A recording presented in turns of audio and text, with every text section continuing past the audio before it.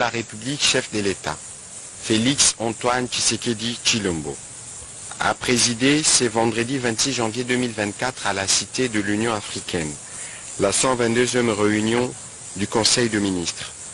3 points étaient inscrits à l'ordre du jour, à savoir 1. Communication du président de la République, chef de l'État. 2. Points d'information. 3. Approbation d'un relevé des décisions du Conseil de ministres. La communication du président de la République a porté sur 5 points principaux, à savoir 1. De la cérémonie d'investiture et de la continuité des institutions. Évoquant la cérémonie de son investiture en qualité de président de la République démocratique du Congo, intervenu le 20 janvier 2024, le président de la République, chef de l'État, a indiqué que cette cérémonie, qui a clos solennellement l'exercice de son premier mandat confié par le peuple le 24 janvier 2019, vient d'ouvrir la voie à un nouvel horizon dont l'objectif demeure la réalisation d'un Congo plus uni, plus en sécurité et plus prospère. Au milieu d'hôtes de marque venus nombreux, parmi lesquels plus d'une dizaine de chefs d'État et de gouvernement, de représentants de haut niveau et de manière plus générale de la communauté internationale dans sa plus grande diversité, le peuple congolais a une nouvelle fois eu l'occasion non seulement de témoigner de sa maturité et de son hospitalité, mais aussi et surtout de réitérer son adhésion à son projet de société, offre politique lui présentée lors de la campagne électorale. Il a tenu à rappeler l'importance que revêt ces jours pour chacun des membres du gouvernement en cette période transitoire qui précède la constitution du nouveau gouvernement. On sait que, outre le maintien de la concorde et de la cohésion dans l'action gouvernementale, il y a nécessité d'accompagner l'installation des jalons relatifs à la réalisation des 6 engagements et initiatives prioritaires promis aux Congolais. Le président de la République a réitéré ses remerciements à toutes les parties prenantes ainsi que toutes les Congolaises et Congolais sans lesquels cette belle cérémonie d'investiture n'aurait pas été possible. Le deuxième point de la communication du président de la République concerne la redynamisation des structures de régulation du marché de l'emploi. Le président de la République est déterminé à offrir des solutions pragmatiques aux problèmes socio-économiques rencontrés par nos concitoyens, parmi lesquels le chômage. Il a fait de la création d'emplois le premier engagement de son nouveau mandat, car l'emploi constitue l'un des déterminants majeurs de toute croissance inclusive et du développement économique. En effet, avoir un emploi qui procure un revenu, que ce travail soit qualifié ou non, intellectuel ou manuel, constitue une source d'épanouissement personnel et permet aux travailleurs, tant du secteur privé que public, d'apporter quotidiennement sa contribution dans la création de la richesse nationale. Considérant la nécessité de renforcer la régulation, d'assurer la promotion et l'accompagnement du marché de l'emploi, qui doit faire rencontrer les offres d'emploi et les demandeurs d'emploi, le président de la République a chargé le gouvernement de veiller à la redynamisation des structures publiques d'accompagnement du marché de l'emploi, notamment l'Office national de l'emploi ONEM, afin qu'il devienne réellement la courroie de transmission essentielle des offres et des demandes d'emploi. Pour ce faire, le Premier ministre chef du gouvernement devrait veiller à ce que tous les ministres concernés collaborent étroitement afin que les actions suivantes soient réalisées au cours du premier trimestre de cette année. 1. Mener une campagne de communication pour une meilleure connaissance de l'ONEM par la population active. Accroître les antennes ou représentations de l'ONEM en favorisant la collaboration avec les maisons communales progressivement sur toute l'étendue du territoire national. Favoriser une meilleure collaboration entre les organisations patronales et toutes les structures du marché de l'emploi afin de partager les renseignements portant sur le marché du travail, l'évaluation des besoins actuels et futurs de profils d'emploi recherchés par les entreprises pour encourager les demandeurs d'emploi d'opter pour des filières offrant des débouchés. Mettre en place des mesures incitatives encourageant les entreprises à réserver un quota aux nouveaux diplômés sans expérience professionnelle pour favoriser ainsi l'accès de jeunes diplômés en quête d'une première expérience professionnelle. 3. de l'inadmissibilité des actes d'intolérance et des traitements inhumains sur le territoire national.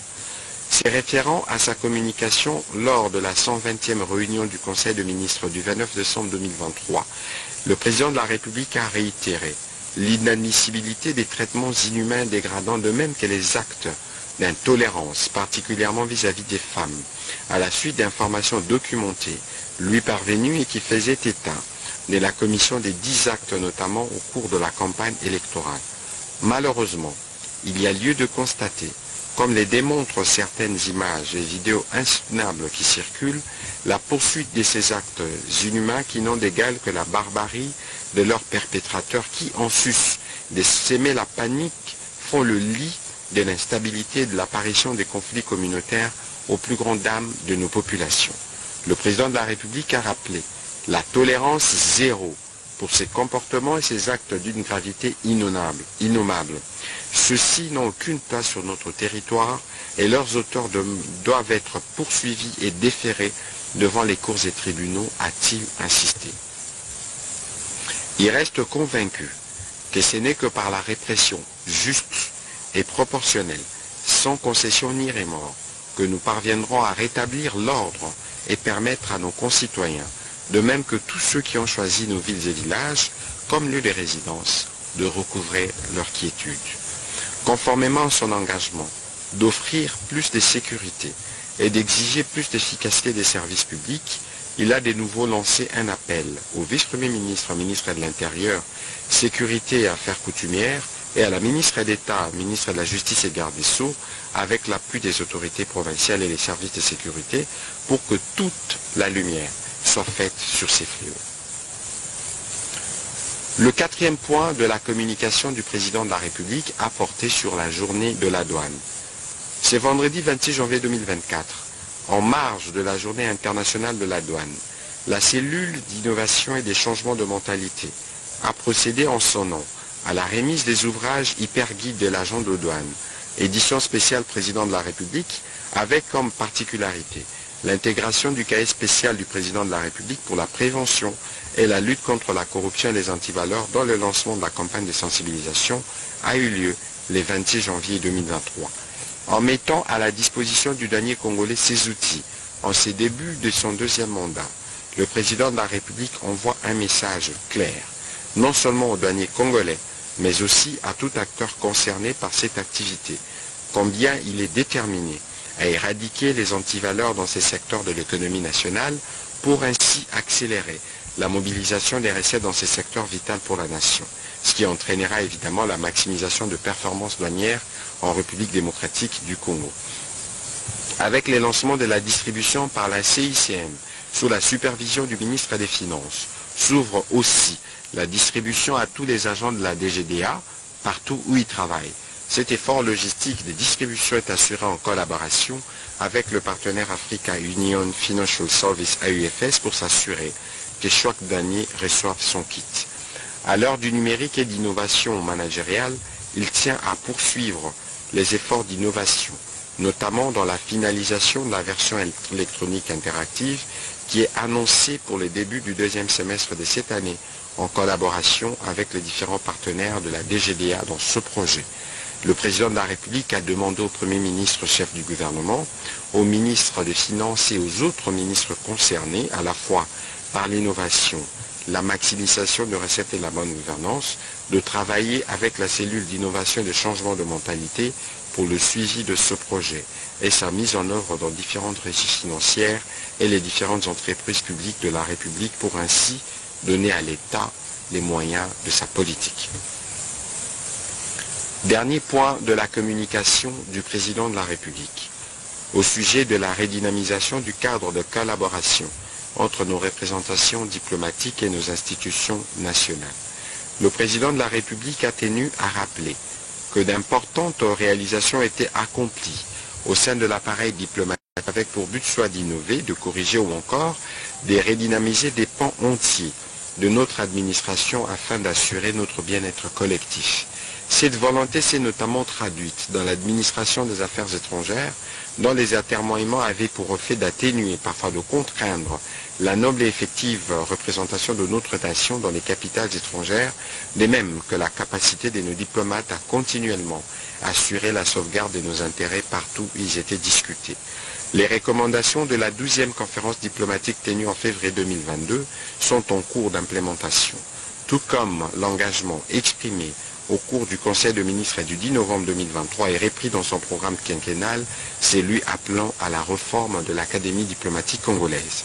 Le gouvernement a été encouragé à redoubler d'efforts pour donner plus de résultats, notamment pour le maintien d'une bonne collaboration entre nos ambassades et les différentes institutions, administrations, voire services nationaux, dont elles se veulent politiquement une émanation à l'étranger.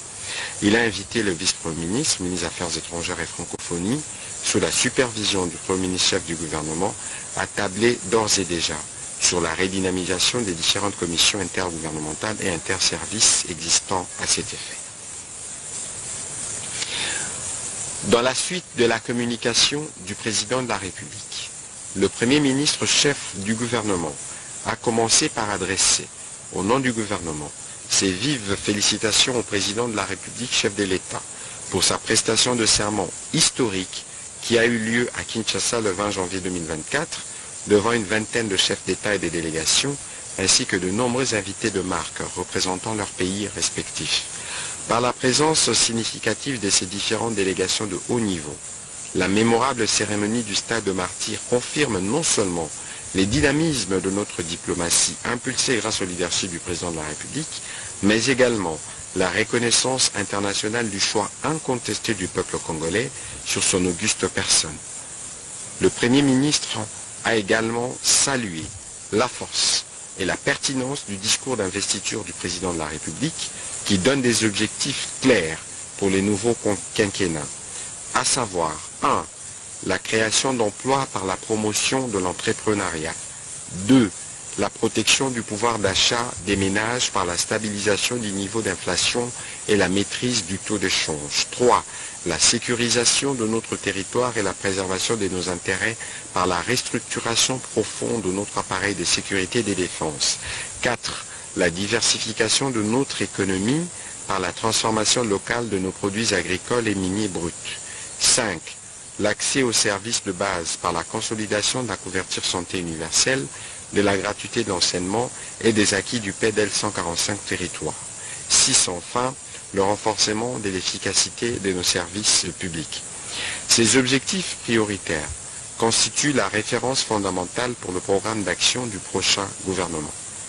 Sur un autre chapitre, le Premier ministre a salué le bon déroulement du processus électoral, processus qui confirme l'ancrage de la culture démocratique dans la vie nationale, avec notamment pour la toute première fois l'organisation des élections au niveau communal.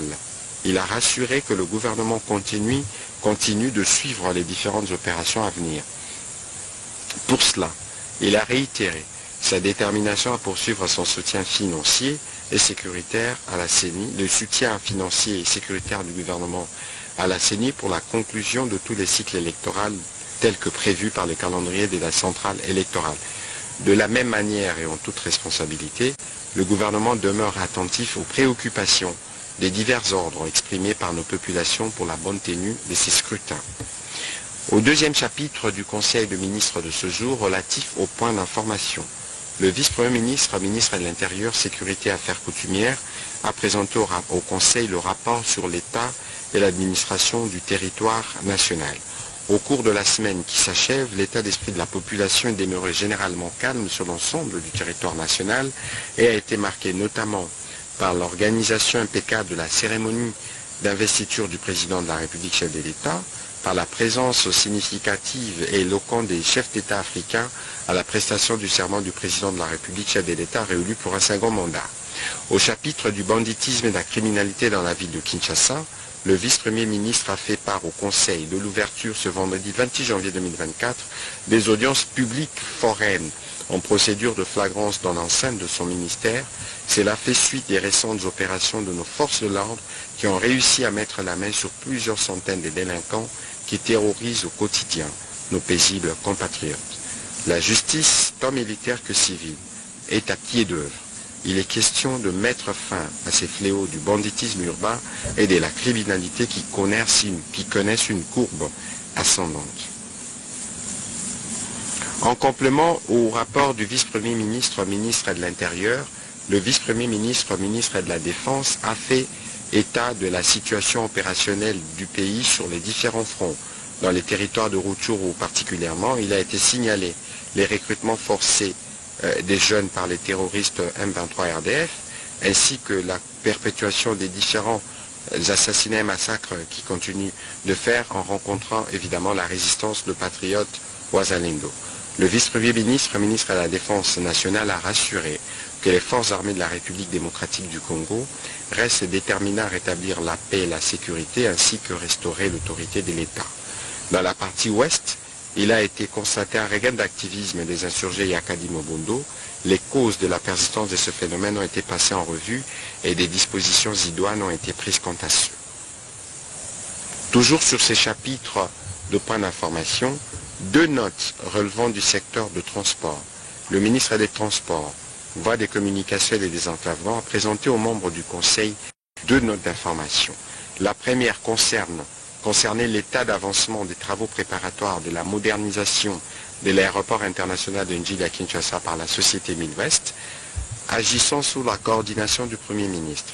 Conformément aux orientations du président de la République données lors de la 97e réunion du Conseil de ministres, le gouvernement a mobilisé une grande expertise pour l'élaboration des instruments juridiques, financiers et techniques, particulièrement pour la conclusion d'un protocole d'accord et la convention de collaboration avec la société turque Midwest. En termes de principaux préalables, il a été accompli à ce jour le désengagement de la société chinoise, attributaire initial du marché des travaux de modernisation de l'aéroport de Njili, la collecte des données nécessaires à l'étude des faisabilités et autres documents connexes par la société Midwest auprès de la RVA, la validation de la partie congolaise des documents du projet soumis par la société Midwest. Sur ces points précis, l'assistance du cabinet conseil d'avocats HFW basé à Paris dans la revue et la négociation d'un accord portant sur une concession ayant pour objet la modernisation, l'agrandissement, la gestion, l'exploitation et la maintenance de l'aéroport de Kinshasa-Njili a contribué à l'amendement du projet d'accord de collaboration de manière à être le plus équitable possible à partir des observations formulées par les gouvernements et la régie de voies aériennes.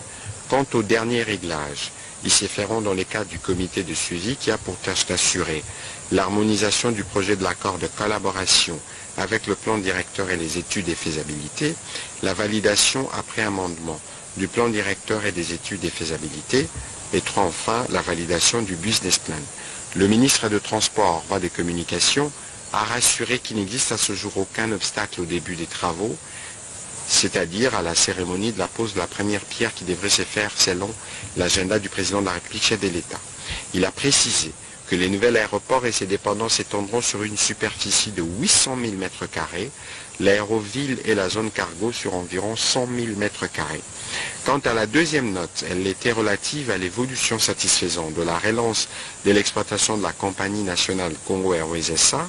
À ces propos, le ministre de Transport a rassuré que le fonds mis à la disposition de Congo Airways ont permis à la compagnie nationale de prendre en leasing 2 aéronefs des types Boeing 737-800 et de reprendre l'exploitation effective le 21 novembre 2023 avec 6 escales majeures sur 15 habituellement desservies.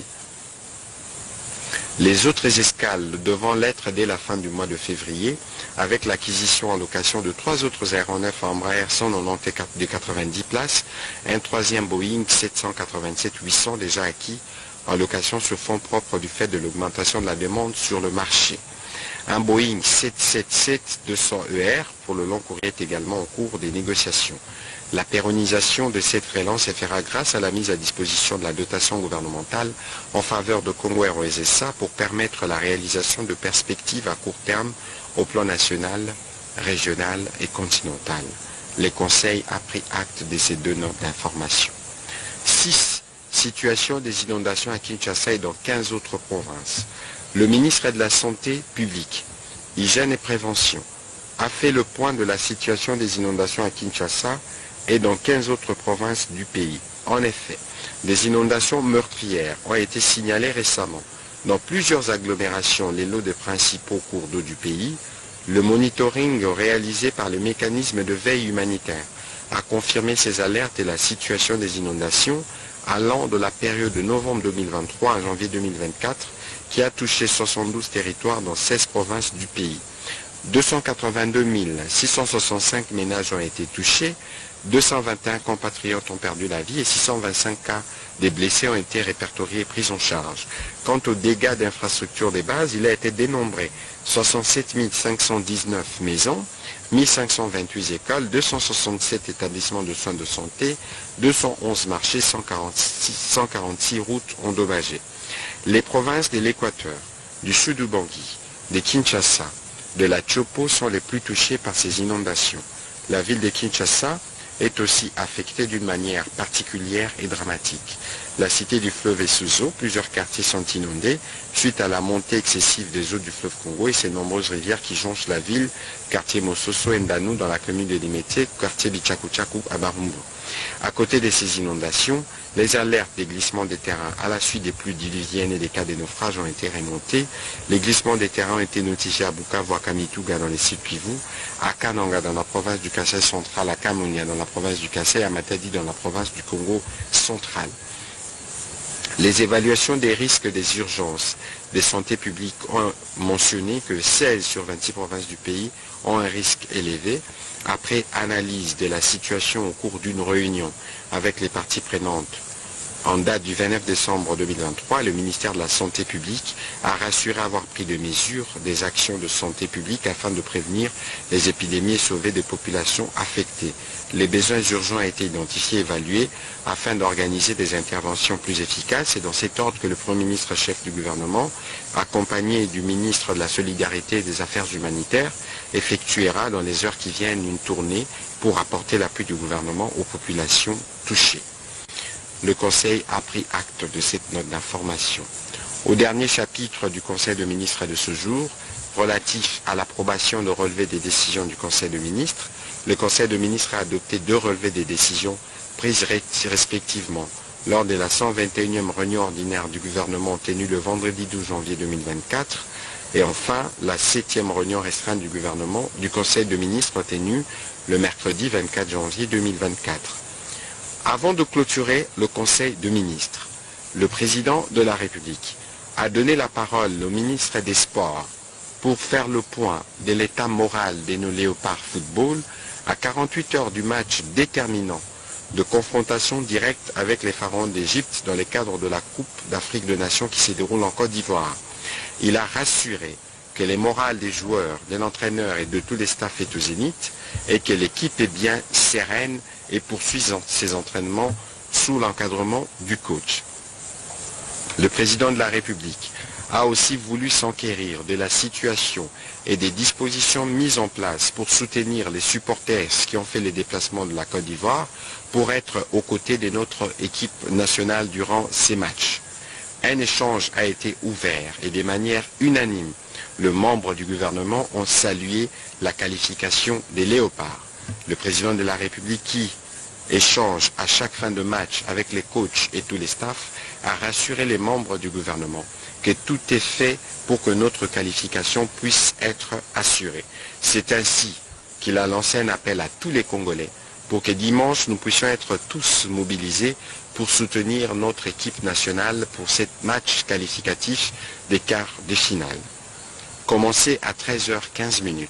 La réunion du Conseil de ministres a pris fin à 16h01. Je vous remercie.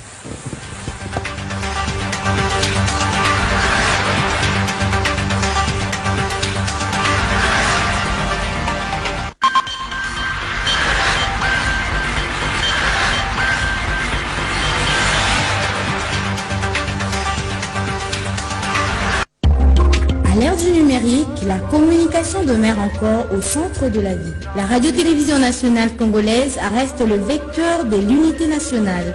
Les informations sur l'actualité de la République démocratique du Congo, d'Afrique et du monde.